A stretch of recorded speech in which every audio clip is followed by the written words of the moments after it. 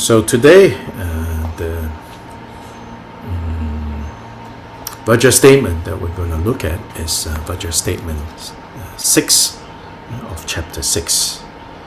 So Vajra Statement 5 reminds us of the importance of relying on gurus knowingly. Don't just, chase after personalities, especially in this day and time. The internet, has created a whole set of illusions. Illusions are not bad, I'm not saying that, but they are nonetheless illusions, So it says, you should rely on gurus when you recognize that they have this or that good quality, and you would like to have those good qualities.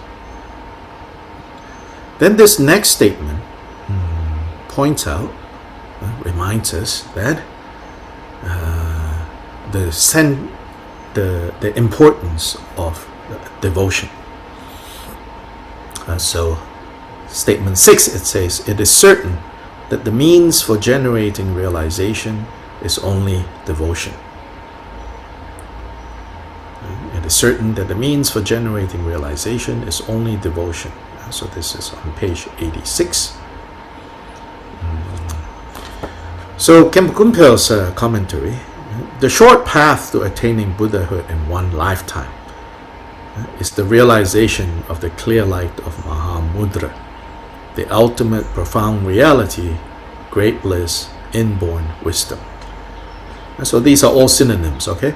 Clear light Mahamudra, the ultimate profound reality, great bliss, inborn wisdom.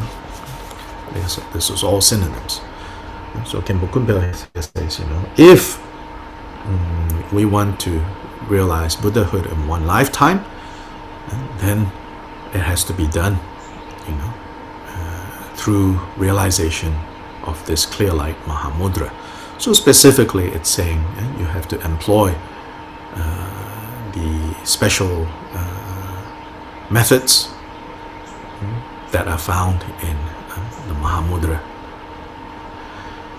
The means for generating this, and now how to generate, how to give rise. Generate means to give rise. How to give rise to this realization. How do we give rise to this realization within our own being? So more literal translation, one's mind stream. Mind stream is to emphasize the momentary nature, right, of this I, like a stream, like a river. So then, less literal translation, you could say, how do you generate this in one's being, in your reality, in your own experience? How? Well, it is taught in many sutras and tantras. How to do this is taught in many sutras and tantras. So there are many ways taught, for sure. But among these, it is certain that the only main profound path is devotion to the Guru.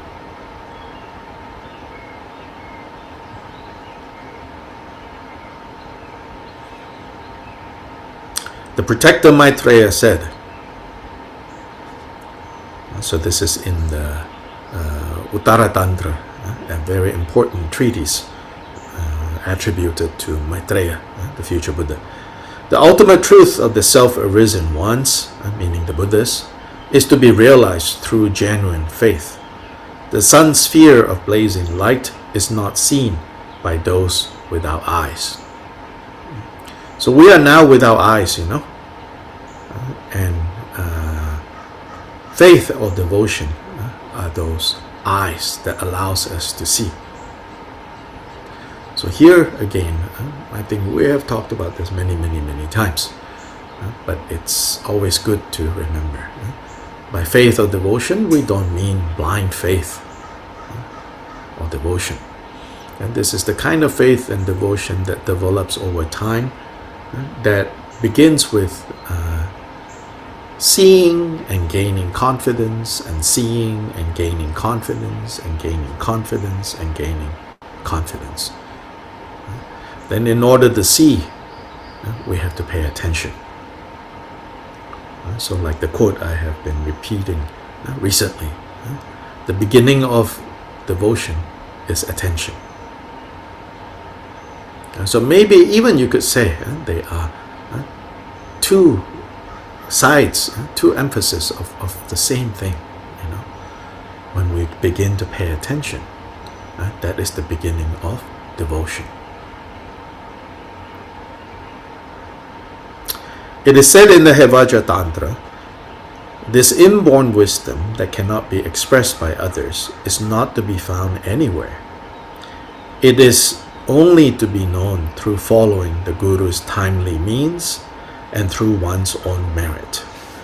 So this quote from Vajra Tantra further unpacks, So even though it says, the only sure path is devotion, this devotion have further points to it.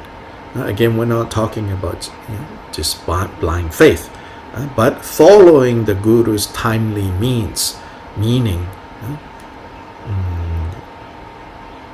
through. So further explaining what devotion actually means is to follow the guide's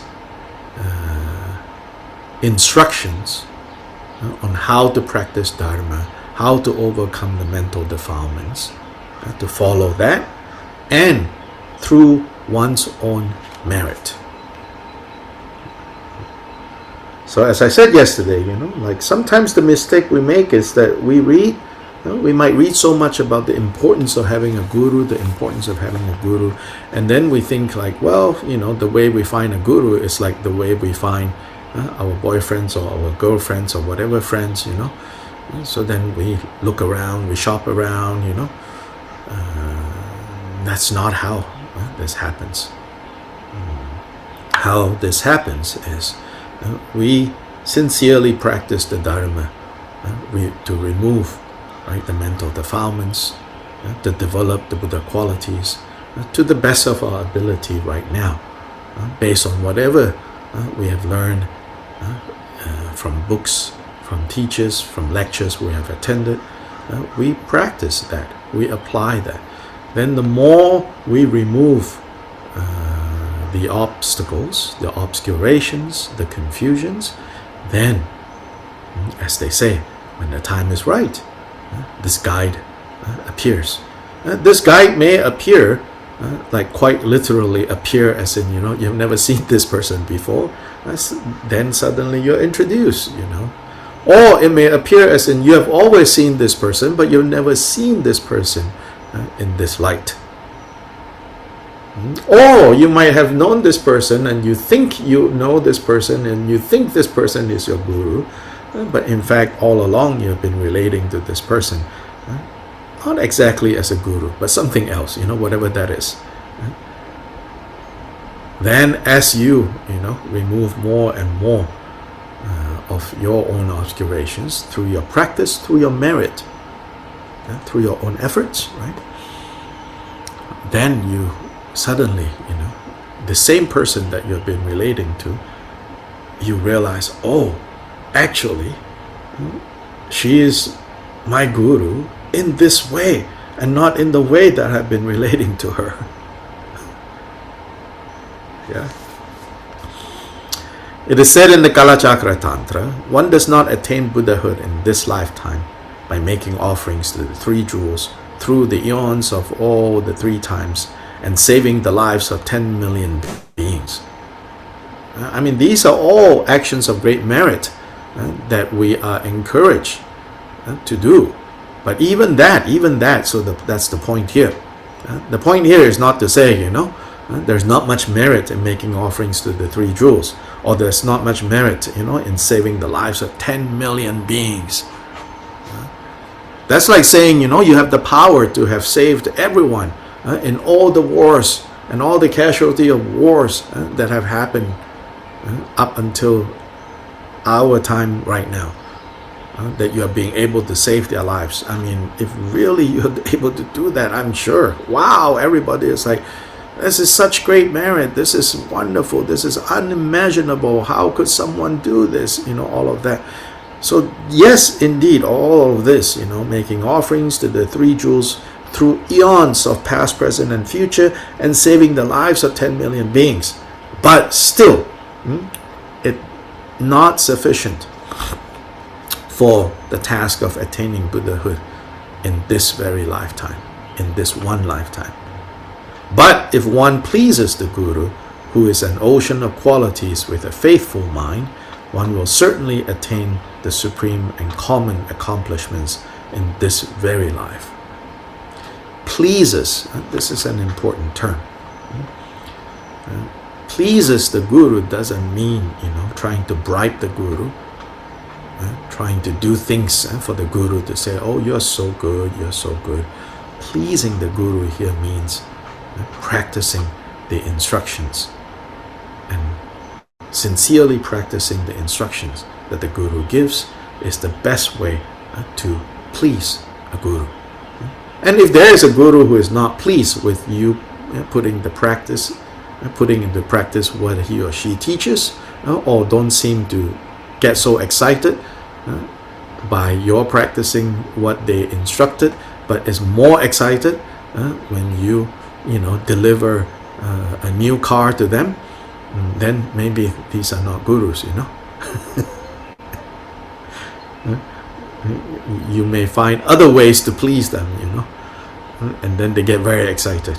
And then when you practice the Dharma and please them that way, they don't seem to be interested. Then maybe they are not acting like gurus. Further quoting Jigten Sumgon, if the Guru who is great Vajradhara is not perceived as the Dharmakaya, even if one boasts of having realized equality, meaning like realize the oneness of all things, one will only embarrass oneself and the previous masters.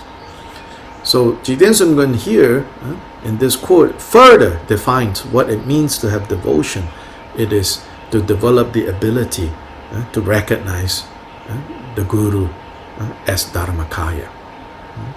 And to recognize the Guru as Dharmakaya is not to say that you superimpose on this person. Oh, Dharmakaya, Dharmakaya, Dharmakaya.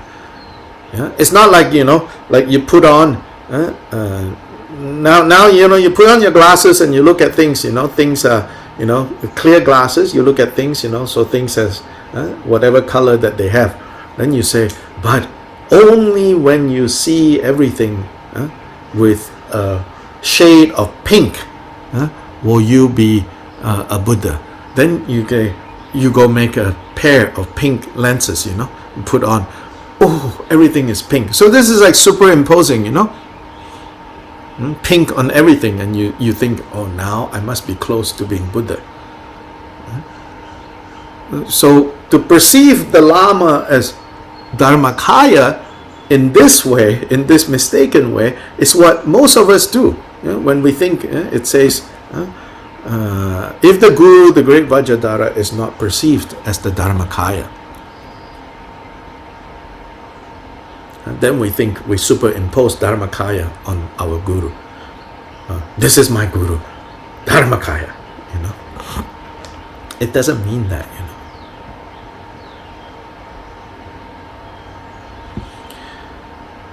It's talking about genuinely developing the perception that she is not, this Guru of mine is not the body, is not the personality, it's not all the selfies and the weefies that we have taken with her. It's not all the chit-chats and the meals and the whatever that we have had with her. All those things are not the true Guru. All those things may be conditions and circumstances and contexts in which we may encounter the Guru as Dharmakaya. But the Dharmakaya is talking about, right, the Buddha mind endowed with all the Buddha qualities. And so we have to develop this perception. Then again you say, well, how do I develop this perception? First, goes back to the same thing, same, never change, the two accumulations, the accumulation of merit, the accumulation of wisdom. Yes, there is a chicken and egg seeming problem here, right? In order to develop those, in order to do those two accumulations, you need the Guru's guidance. In order to get the Guru's guidance, you need to have those two accumulations. Yes, that's how. In fact, it's not linear. It's this interdependence. But don't superimpose Dharmakaya on Guru. But also don't, of course, And don't forget, that bigger point also, that the reason why we even train to perceive the Guru as Dharmakaya is so that we can perceive all beings as Dharmakaya. So this is not going to work if, on the one hand, you think you're working very hard to perceive the Guru as Dharmakaya, and on the other hand, you're busy finding faults with others. You're busy judging others. You're busy having this opinion and that opinion over this and that person. So, again, social media is always baiting you to have an opinion about this person or that person, this thing or that thing. Oh, this is a good person. Oh, that is a bad person. Oh, these people deserve compassion. Oh, these people don't deserve compassion. Constantly baiting us, to vote our opinions.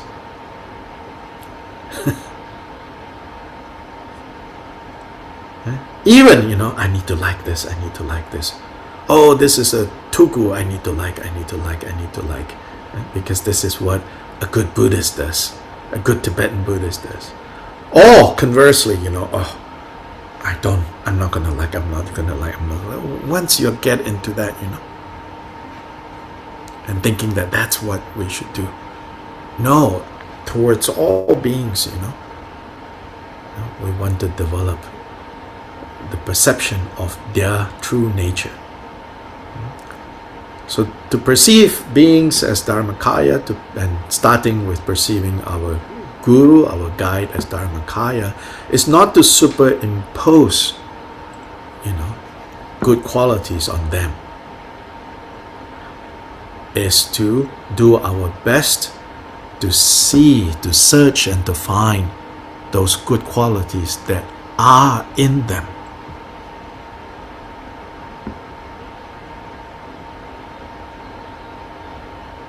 Not to superimpose good qualities onto them, but to do our best to develop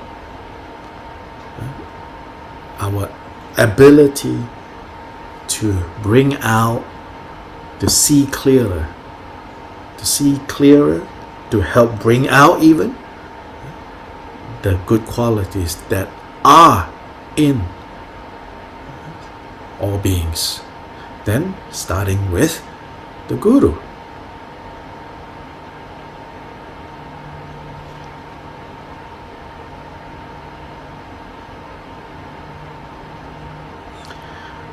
And so once again, Jigten Sumgon says, if the Guru, who is great Vajradhara, is not perceived as the Dharmakaya, even if one boasts of having realized, having seen the equality, the oneness of all things, you will only be embarrassing yourself and the masters of the past.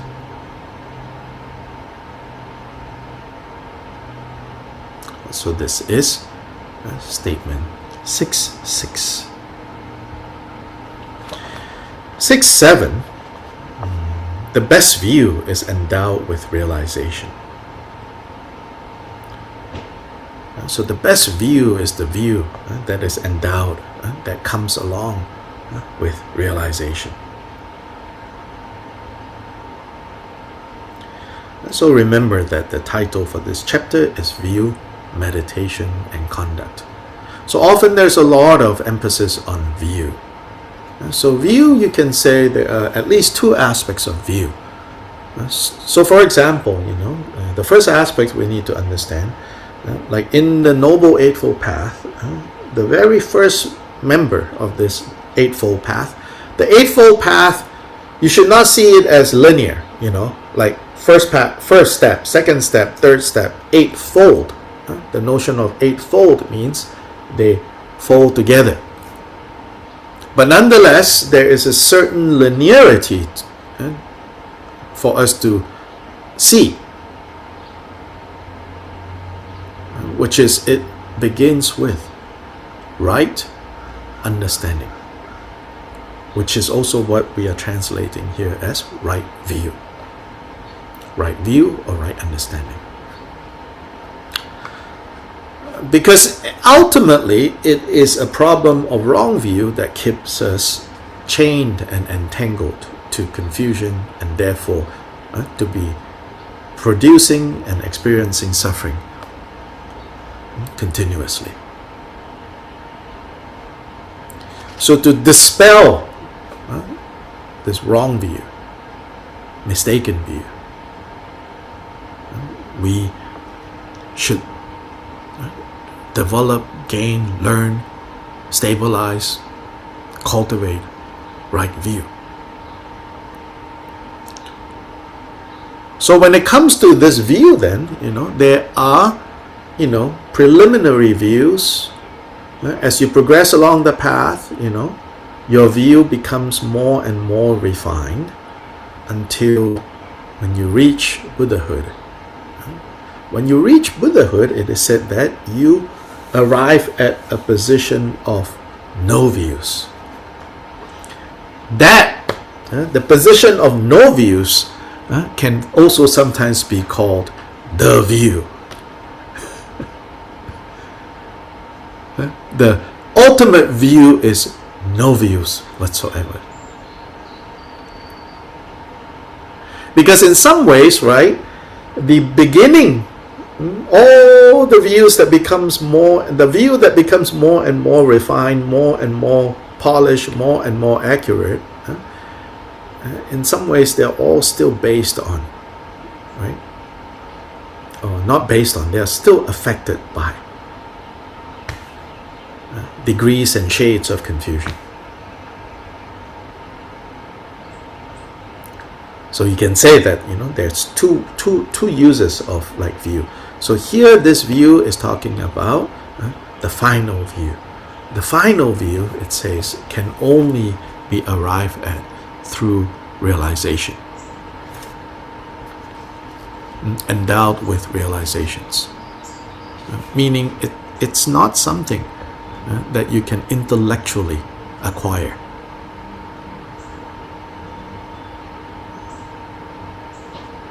It's not something that you can acquire through debate, through logic. Certainly the Buddhist tradition, the Buddha emphasized the need to carry out clear analysis, clear consideration, the power of deduction, using a lot of times using deductive reasoning, all of that. I think more so than any tradition, I would argue that there's tremendous emphasis on. So this is not to say, reasoning, careful analysis, you should throw out. But what this is saying is, even this careful analysis, even this clear reasoning, it's not yet final until it actually enters the heart. And not just here. I mean, really, like, I think all of us have experienced this. All of us have experienced this. And what am I talking about? When some bad news turn up, and maybe it's really bad, you really don't want it, and then you find yourself really upset, really sad, or really angry. So angry that you don't even know, what you're angry at. Right? We've all experienced that, We're just angry, as in, angry with this situation, this news, Then on the other hand, we also know, we say, but I know I should not feel this way. I know I should not feel that way, We've all experienced this, and we continue to experience this, and each time we experience this, and so let's pray and hope, that we experience this more now with lesser things of lesser consequence, so that we will wake up to how, by and large, we are simply still on the level of intellectually understanding that all things are impermanent, compounded, that all things fall apart, that we are not here forever, that what we invest in so much to be so important, our house, our homes, our careers, our identities, our relationships, all of that, our hopes, our fears, they are all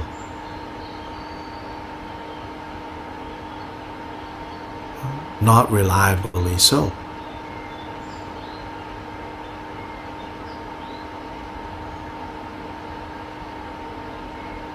They are not reliably so.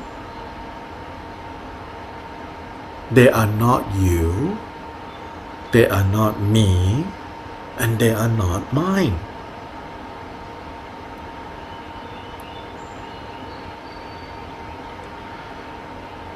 Until we really train that and bring it to our hearts, then sometimes, or maybe oftentimes, more so educated types like you, like me, educated, over-educated, really smart, in some ways, I can say I like teaching Dharma to such an audience because you're really smart. And when you're smart, you make me feel smart too. So profound what I'm saying, because you are so moved, you can follow, So there is a particular interdependence, but interdependence of confusion here.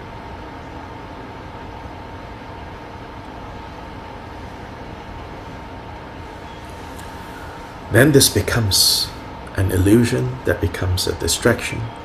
And we think that we're all doing fine, we're all doing good. Then when we most need Dharma, we feel abandoned. We feel disappointed. We feel stupid. How foolish I am. Somehow all these years I thought I have, I don't have. This is particularly dangerous, I feel, in a tradition like Tibetan Buddhism, where so many of the practices is constantly talking about, oh, you do this practice, you will become healthy, you do this practice, you'll become free of this obstacle, do this practice, you will have smooth finances, do this practice, you will have good relationships with people, do this practice, la la la, la la la, la la la, this, that, If you look at Gampopa's teachings, he doesn't talk like this. If you look at Pamodrupa's teachings, he doesn't talk like that. If you look at Kyobpa Jigten Sumgon's teachings, doesn't talk like that. Look at Milarepa's teachings, doesn't talk like that.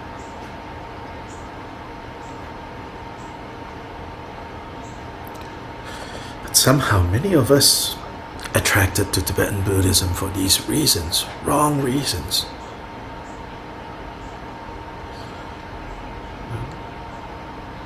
So Gampopa's 4 dharmas say, may the dharma, may the dharma be the dharma, the first one. Sometimes that one, there's a variant to that line that says, may my mind turn to the dharma, which is, yes, it's a good meaning. But I think the original line is actually, may the dharma be dharma.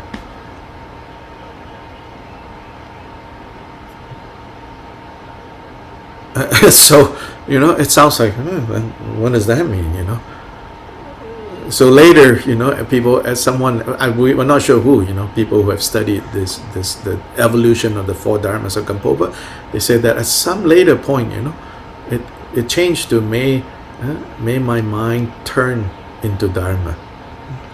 But actually, there seems like the earliest statement that Gampopa made is, may the dharma turn into dharma. And so he is so aware that so many of us, superficially, we think that we are engaged in dharma practice. And so Gampopa prays for us, for himself, may the dharma actually turn into dharma. Such a profound point, that line. In the 4 dharmas of Gampopa, may the dharma turn into dharma. It's not a given, And just because you're studying dharma books, just because you seemingly look like a dharma practitioner, like walk like a dharma practitioner, quacks like a dharma practitioner, you must be a dharma duck. Like walks like a duck and quacks like a duck, must be a duck.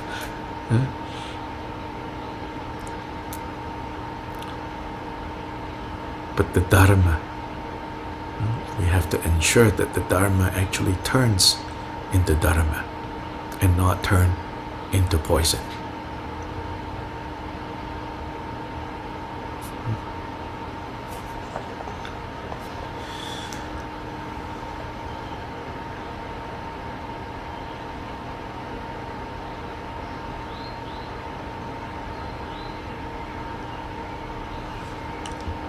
So this view, at the beginning is really important. So even though the view that is kind of intellectually based at the beginning is really important, it's extremely, extremely important that from this intellectually based view, at some point, it has to transition into blending it with our experience so that it challenges our habits, our fixations, changes them so that from experiences arises realization. Then it becomes the view that is endowed with realization.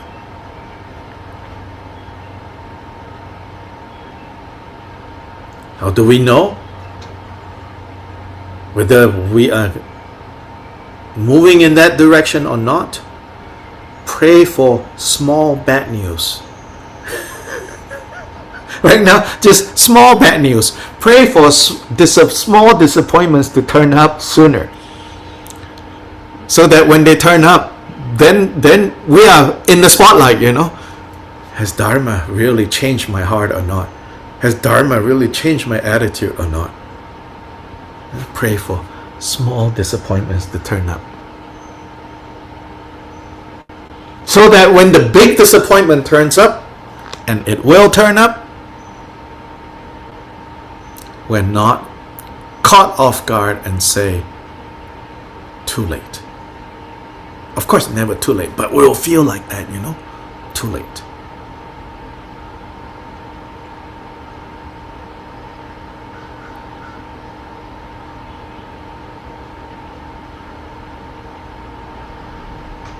King Yama, the Lord of Death,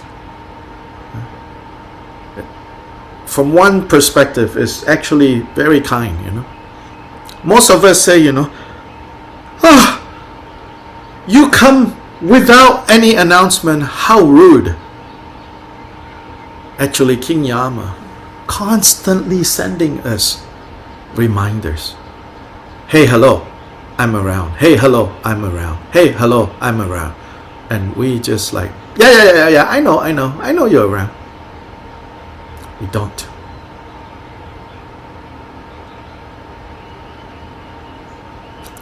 Instead, you're like, yeah, I know you're around, but I have a long life practice.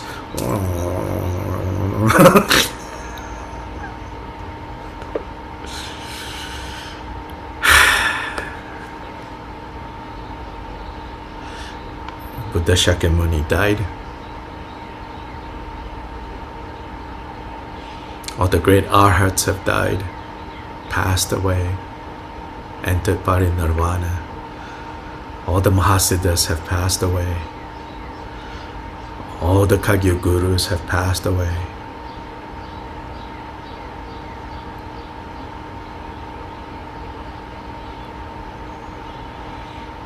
The great day of, the great time where Dharma was flourishing in Tibet, that has died.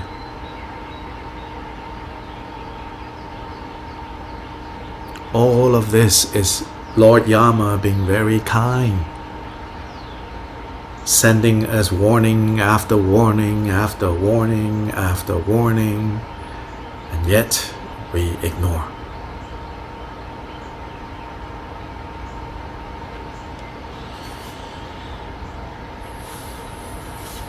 Yet we ignore, yet I ignore. Really, not being modest. So please, together, if we can have good interdependence, then together we have to help encourage each other to make sure that our Dharma turns into Dharma.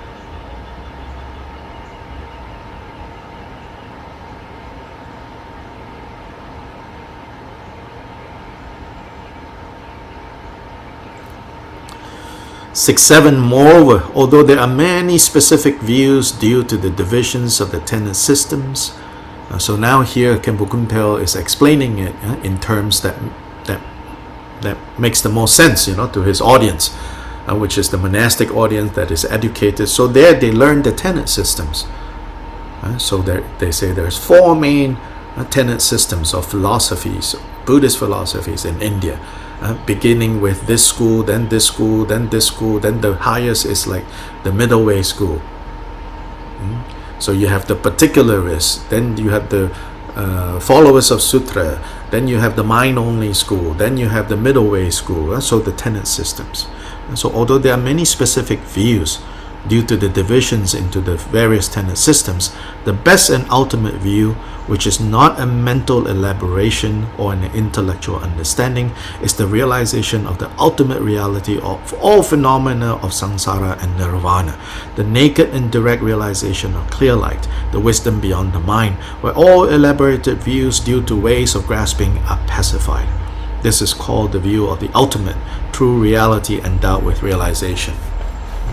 So it's very good, this commentary, and various other commentaries will say things like this. But I want to remind myself, I want to remind you, don't turn these words into amulets.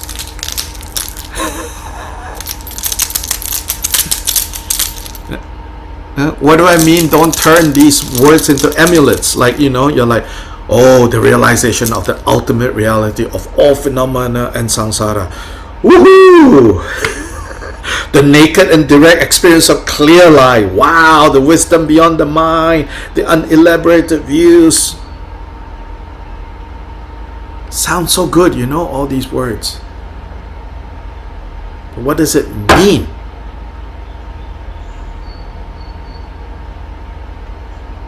It begins with, can you see the compounded nature of all experiences? Can you see the interdependent nature of subject and object?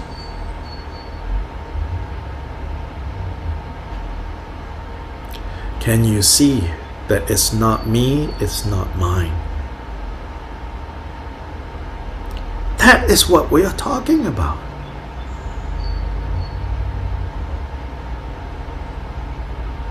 Have our hearts realized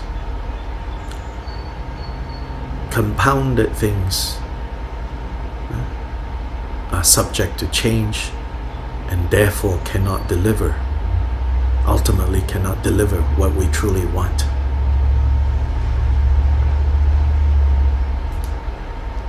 How comfortable are we with this?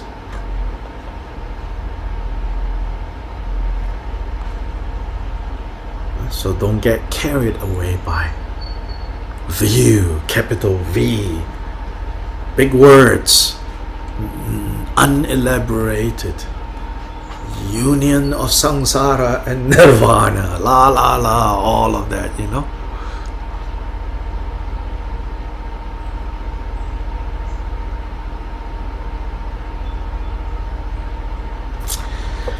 So,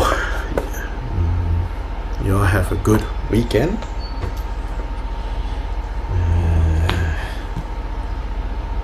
We shall continue next week. Now let's end with dedication. On page 10, Jigten Sumgon's dedication prayer. Sublime, precious, venerable, and glorious root and lineage gurus, assembly of Idam deities, Buddhas, Bodhisattvas, dwelling in the 10 directions, and all assemblies of Viras, Viranis, Yoginis, Dakinis, please heed me. May the virtues collected in the 3 times by me and the entirety of samsara and nirvana and the inherent root of virtue not result in the 8 worldly dharmas, the 4 causes of samsara, and the resultant states of hearers and solitary realizers. And may all mother sentient beings, limitless as the sky, particularly those enemies who hate me, obstructors who harm those who create obstacles, Maras who mislead, and their Mara retinues, have happiness, be separated from suffering, and quickly attain the unsurpassed, perfect, and precious Bodhi. By the power of this vast root of virtue, may we benefit sentient beings with body, speech, and mind. May the afflictive thoughts of attachment, aversion, ignorance, pride, and jealousy not arise in my mind stream. May thoughts of name, fame, gain, respect, and so forth in this life not arise for even a moment. With my mind stream moistened by love, compassion, and bodhicitta, may I come under the care of virtuous spiritual friends, and having become as limitless as space, may I achieve the supreme attainment of Mahamudra in this very life by the virtues collected in the 3 times by me and the entirety of samsara and nirvana, and by the innate root of virtue. May I and all sentient beings quickly attain the unsurpassed, perfect, complete, precious Bodhi.